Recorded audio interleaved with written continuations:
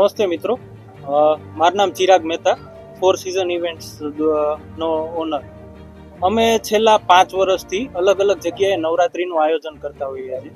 આ અમારું 5મું વર્ષ છે. અમે હર વર્ષે એક નવરાત્રીનું આયોજન કરતા અમે આ વખતે 4 નવરાત્રીનું આયોજન કરીએ છીએ.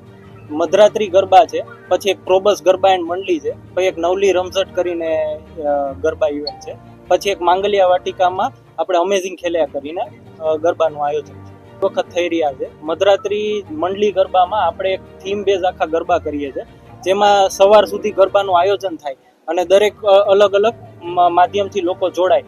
દરેક ક્રાઉડની અલગ અલગ ગ્રાઉન્ડની કેપેસિટી 5000 થી લઈને 10,000 સુધીની ગ્રાઉન્ડની કેપેસિટીમાં ખેલૈયાઓ બધા હાજર રહેશે એવી અમારી અપેક્ષા. પાસની કિંમત શું રાખવામાં આવી? આ વખતે પાસની કિંમત અમારે 800 થી લઈને 1500 સુધીની રેન્જ સુધીની અમારી દરેક પાસની કિંમત છે. એમાં દરેક વગેરે વગેરે આર્ટિસ્ટો છે, જેમ કે ડિમ્પલ બિસ્કુટવાલા આર્ટિસ્ટ છે, પછી શિવમ બારોટ છે, માધવી ઓઝા છે, અર્ચના જોશી છે, શિવાની શાહ છે.